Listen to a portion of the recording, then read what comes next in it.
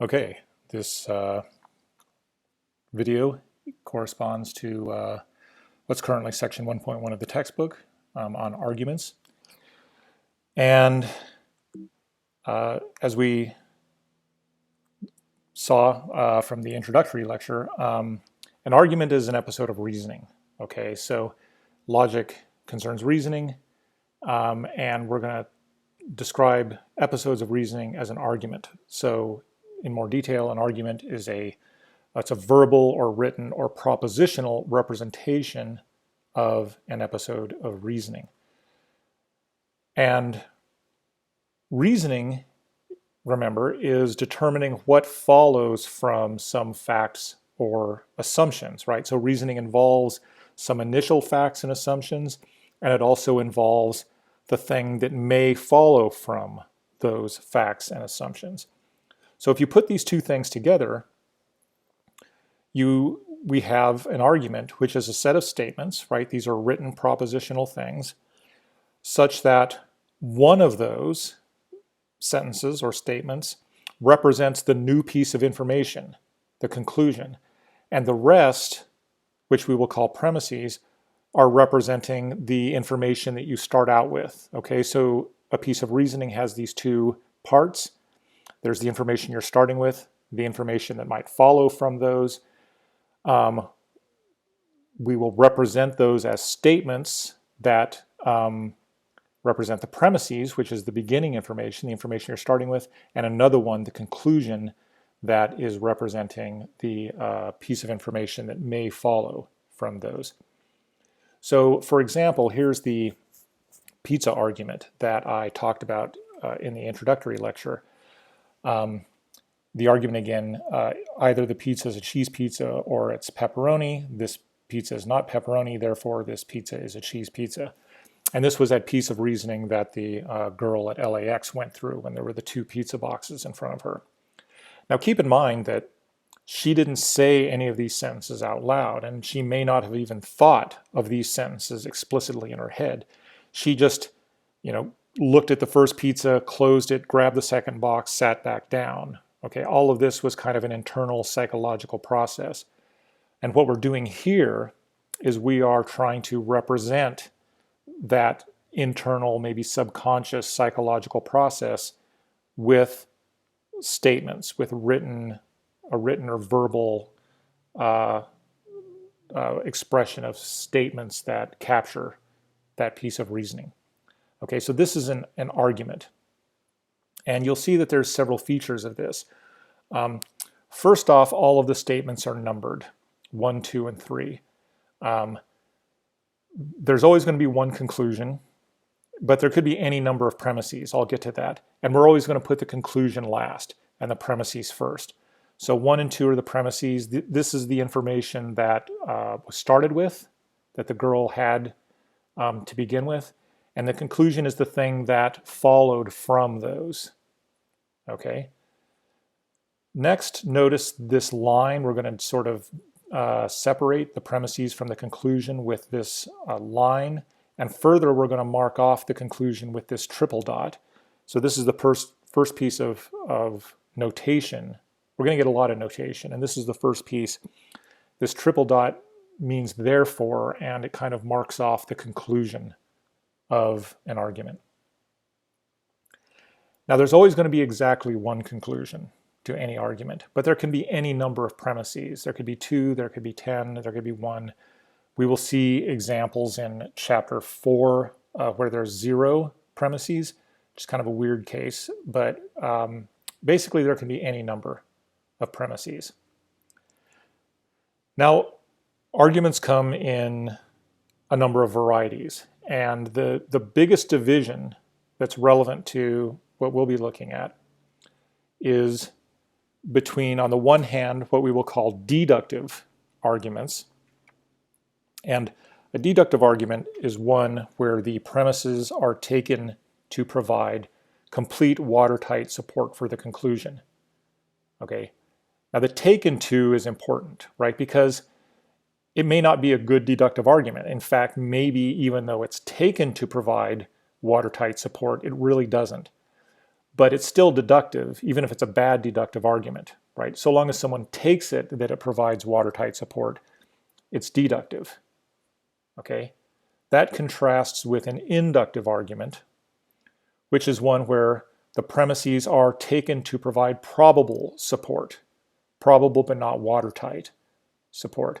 Now again, that one might be successful and it might not be successful, but it's a difference in what the person going through the piece of reasoning thinks, the kind of support they think that the premises provide to the conclusion.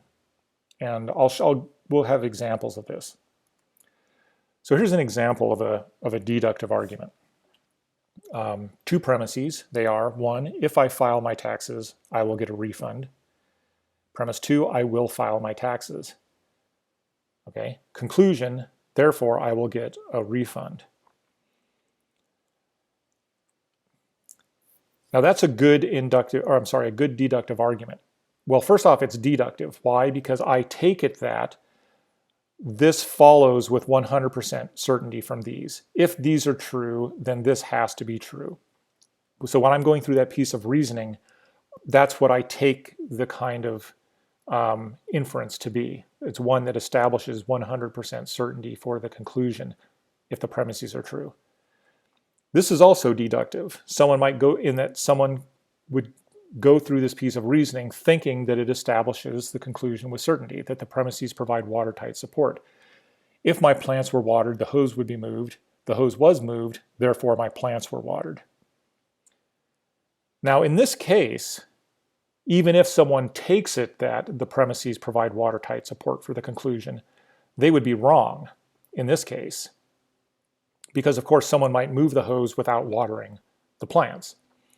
So it's still a deductive argument though, because they take it that they thought when they were going through the reasoning that it provided watertight support. And that's enough to make it deductive, okay? Even though this will turn out to be a bad deductive argument.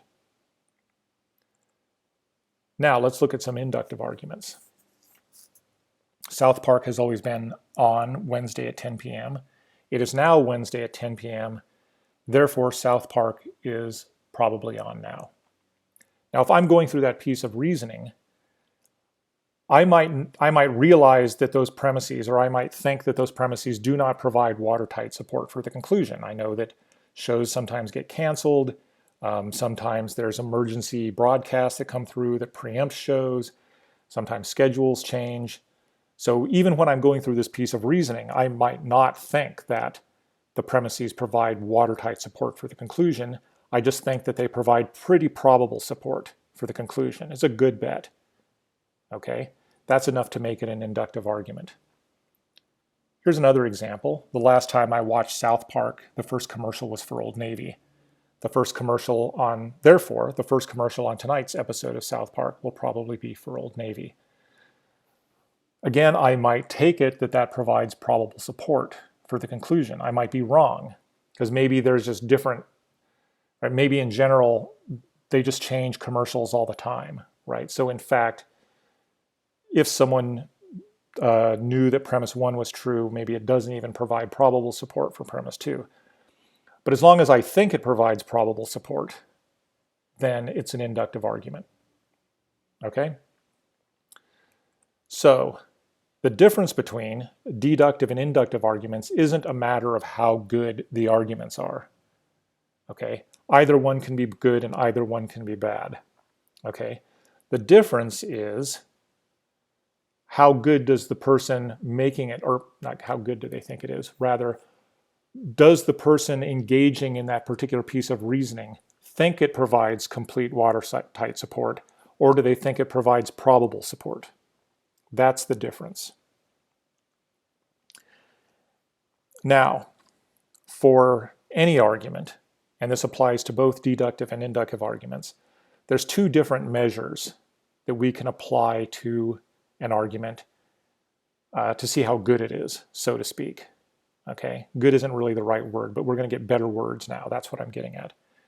So one measure of goodness is what I'm going to call the inferential relationship between the premises and the conclusion. Okay, the second, and I'm going to talk about this at length, The second one is the truth of the premises. Okay, and that'll be the second thing I talk about at length. But let's go back to the first one. The inferential relationship between the premises and the conclusion. When you have an argument, ask yourself this. If the premises were true, would the conclusion necessarily be true? That's if it's a deductive argument, you use the word necessarily. Or if the premises were true, would the conclusion probably be true? That's how you would ask it for an inductive argument. So notice that you can assess this even if the premises are false, or even if you don't know if they're true or false. You can still ask this question. If the premises were true, would the conclusion have to be true? Okay, so for example, let's go back to the tax argument.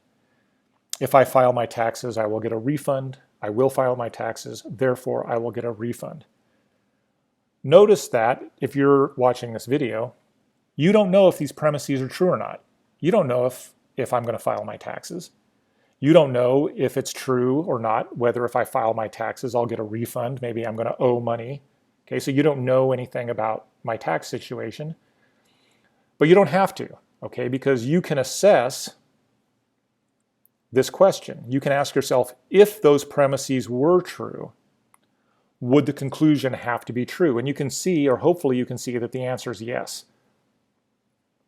You don't know if the premises really are true or not. You don't know if the conclusion is actually true or not. But you do know that if those premises were true, the conclusion would have to be true. Okay? Or another way of putting it, if the conclusion is false, or if it were false, then at least one of the premises would have to be false. They couldn't all be true. Okay, now before I go any farther, some of you might be thinking, well, wait a minute, I don't get that. I don't believe what you just said, Rick. Because of course the conclusion could be false. Right? Now imagine a situation where, and that's right, the conclusion could be false.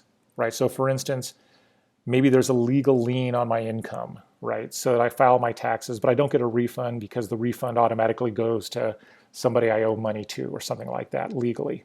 Right, so I don't even ever see it. Could that happen? Yes. So the conclusion could be false. But notice a key thing. Okay, yes, the conclusion could be false, but that scenario that makes the conclusion false also makes premise 1 false.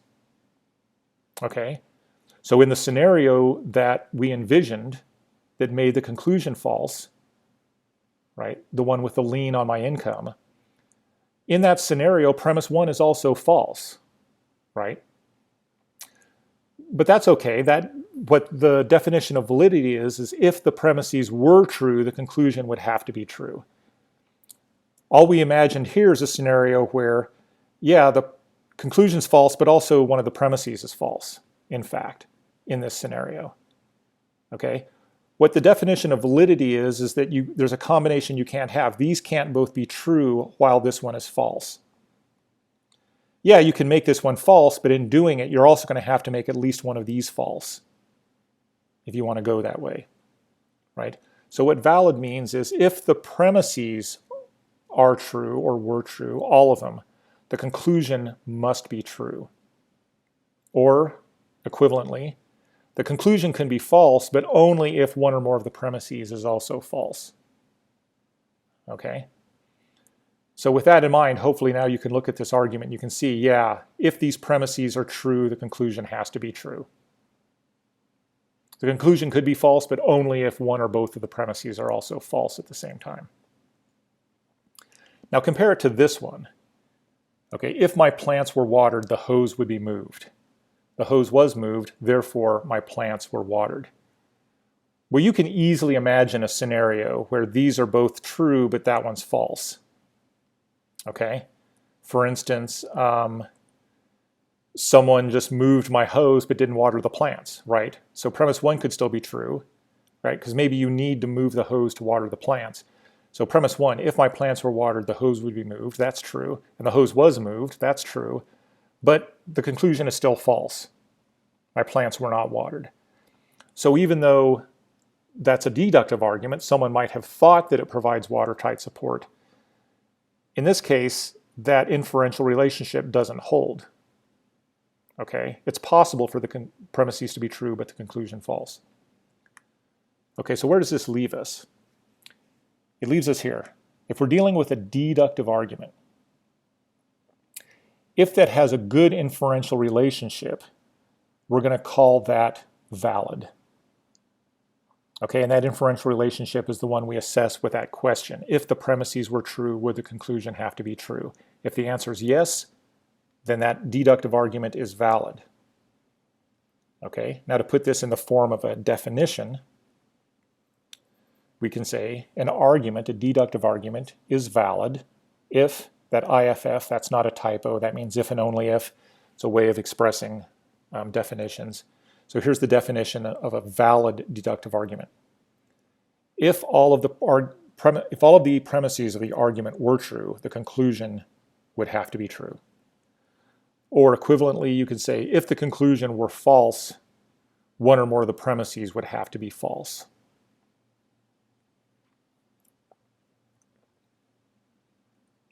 Okay, now I want to just emphasize something. A deductive argument, okay, can be valid even if everything in it is false. Okay, so here's an example. Premise one, if I am president of the United States, then I get all the free BMWs I want. Premise two, I am president of the United States. Therefore, three, I get all the free BMWs I want. Now, the first thing I want to notice is that every one of these statements is false. Okay, statement one is false. There's no provision that whoever is president of the US gets free BMWs. Okay, so that's false. Premise two is false. I am not president of the United States. Conclusion is also false. I do not get free BMWs. Okay, so all of the statements involved in this argument are false. Okay, nevertheless, you can hopefully see that if these premises were true, the conclusion would have to be true. Okay, so that is a deductive argument that is valid. Okay, so validity doesn't have to do with the actual truth of the premises or the actual truth of the conclusion. It's this counterfactual question. If the premises were true, would the conclusion have to be true? By the same token, even if everything in the argument is true, it doesn't necessarily mean it's valid. So here's an argument. Okay, it's a deductive argument, let's just say. But notice everything in it is true, but it's still a horrible argument. Premise one, if I have a mass greater than 0 kilograms, then I am subject to gravitational forces. That's true. I like pizza. That's also true. Therefore, three, I am explaining validity. That's also true. All of those statements are true. Okay, but you can see intuitively that's a horrible argument. Okay, because intuitively, the fact that this is true has nothing to do with the truth of these things. Okay, and in particular, you could ask the question, if these were true, would this have to be true? And the answer is clearly no, right? You could easily imagine a situation where these are both true, but that's false. Okay, and in fact, I'm recording this video now, but in half an hour from now,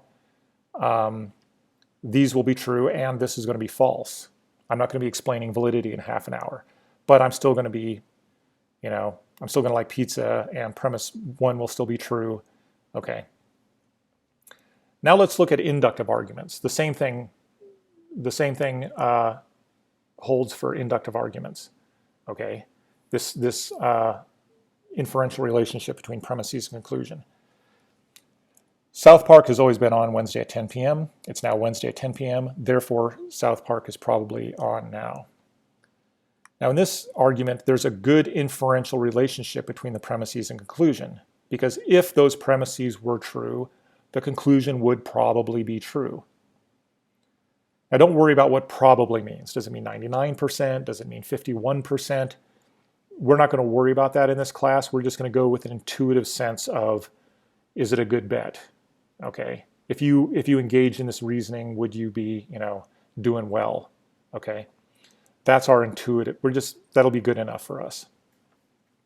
And in this example, we'll say that that isn't good. Even if this premise were true, that really wouldn't make the conclusion a good bet. Yeah, maybe the first commercial is for Old Navy, but you wouldn't necessarily bet a lot of money on that. Or you shouldn't bet a lot of money on it. So in this version, there is not a good inferential relationship between the premises and the conclusion. So let's get a definition like the definition of validity, only one that applies to inductive arguments, and we're going to call that strength. Okay, so an inductive argument that has a good inferential relationship between the premises and the conclusion is what we will call strong. So here's our definition. An inductive argument is strong if and only if all the premises of the argument were true, the conclusion would probably be true. Okay, and again, don't worry about what probably means here. Just an intuitive sense of that is fine for our purposes. So that's the first kind of goodness that an argument can have, this inferential relationship between the premises and the conclusion that we test with this counterfactual question. Okay, if the premises were true, would the conclusion have to be true, or would the conclusion probably be true? Okay, and if the answer is yes, for a deductive argument, it's valid. If it's yes for an inductive argument, it's strong. Okay. So if a deductive argument has that, if it passes that test, it's valid. If an inductive argument passes that test, it's strong. If a deductive argument fails that test, it's invalid. And if an inductive argument fails that test, it's weak. Okay, and I'll have a little graphic later that has those terms. So that's the first type of goodness, this inferential relationship. But there is a second type of goodness, right? We don't want to just completely forget about the truth of the premises and conclusion altogether.